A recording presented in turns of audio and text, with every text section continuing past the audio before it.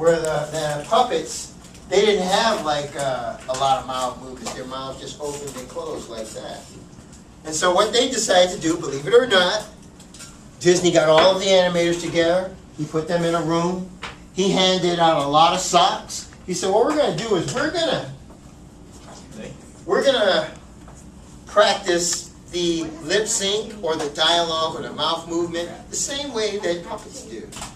I want everybody to draw, and he asked everybody to put like a little face on their sock. And he said the bottom part is going to be the lower part of their mouth. I want you to actually put a face on there and make them talk. So I'm asking you guys, you can keep these socks, and you can make like a little face on your sock and get it to talk. The one interesting thing about this very brief exercise is that this is a really good way to figure out the mouth movements. It really is. The only bad thing about it, the only thing is that if you live with a roommate, or you have a significant other, or you have like you live with like your brothers and sisters, and by chance you're going to be like you know at home, it's a Saturday, you get this grandiose idea to practice with your sock. You probably want to bring them up to speed on what you're doing. Hey, I'm in animation, man. We have to use different methods to actually figure out how things work. Okay, so from time to time, I'm probably gonna have like a sock on my hand. It doesn't mean anything, but this is for me to actually like. It's a good experience for me. Now, I would suggest, and it might not be the best of all suggestions, but I would suggest going into the bathroom, locking the door. That sounds like that. I'm just saying, it sounds weird, but that when you have your privacy, I mean, What are you doing with a sock? until you. You have a sock I mean, and involved face on it. You're going See, you guys are reading. The problem with you guys is you read the wrong things into what's being said. It's not that way. That's not it at all. I don't know how else to take what you're saying. I mean, don't you take need it to go that way. another teaching method here. Okay. What you should do then is consult your roommate and tell them, he or she, okay, look, I have an animation class. I'm going to be taking like a more advanced class next quarter, and I need to know how to do that lip sync. So I've got this sock right here, and I'm going to be sitting while we're watching TV. I'm going to be doing some little voices. So, you can think whatever you want to think, but I'm going to do some voices. Hey, how you doing? You're going to, it's the only way you're really going to get it is to play around with it. Now, just to stay on that same note before I give you this really brief, very brief lecture. Can I have your attention? The key thing to doing sound, because we'll talk about this next week, but I just want to cover some of it a little bit. The key thing to doing sound, the trick, the magic to doing it is this. If you want to get good lip sync, what you want to do is say your character is going to say something like hello, right? Now, in animation, the only thing that we really consider as important are the vowels.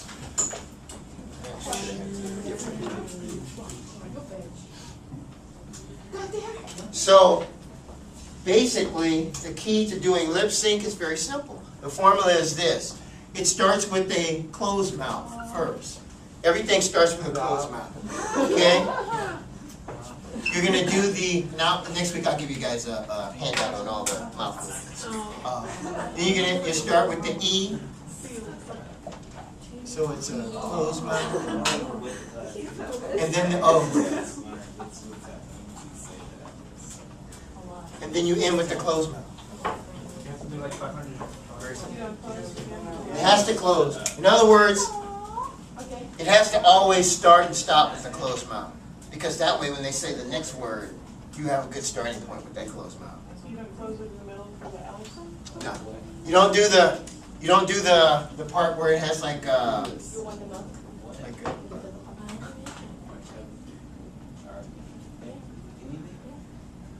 like an L. Like an L right there.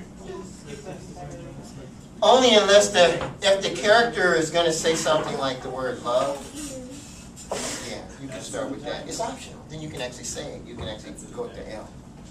And skip the O. You can just go with the L and then end with the E and a close. The beauty behind doing lip sync this way is that you don't have to go through the tedious task of whether or not it looks like the character is saying what they're saying. As long as they hit on that last vowel every time, they close their mouth, it'll look like they're saying it. It'll look like they're saying it. I mean, of course, if you're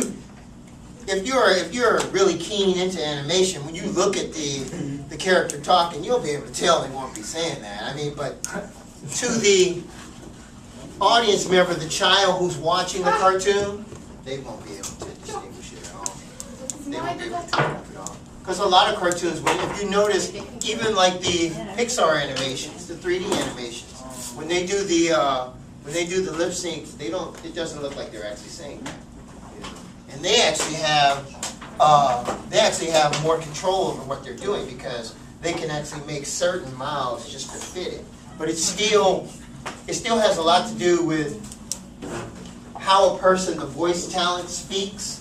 Some people speak and when they say words, they distinctly stop on the word exactly. And some people, I don't know if you noticed, but if you're listening to someone sing a song or someone say a speech that's recorded, some people, when they say certain words, they go on, they linger on. So if they say like Nightmare Before Christmas, they might, when they say Christmas, they might linger on that last word. And then that becomes problematic for the animator because, yeah, if they use the S on that, then that'll become problematic when you're animating your cartoon and you're trying to do the dialogue and you're trying to hold on that. They say it's better just to end it with the closed mouth. Just end it. Oh my God! End it. Nobody's gonna like write in and say, hey, this is not working out. You know, I don't understand. Nobody's gonna do that. You know, they might, but studios don't care about that. They don't really give them good response. They don't respond to that. They just, yeah, well, they actually respond in a different fashion. They're like, yeah, it's so wonderful that you're, enjoying the show, stuff like that. They just disregard the whole question altogether. But anyway, I just wanted to point that out. Like I said, we'll talk more about this next week. But I just wanted to hit on it now because the two hardest things in animation to learn is sound and timing. Those are the two hardest things to learn. Trust me, if you don't get it from the beginning, there's probably going to be no way that you're going to be able to get it. If you don't get it from the beginning. Yes, how can I help you? Sabrina's trying to get me.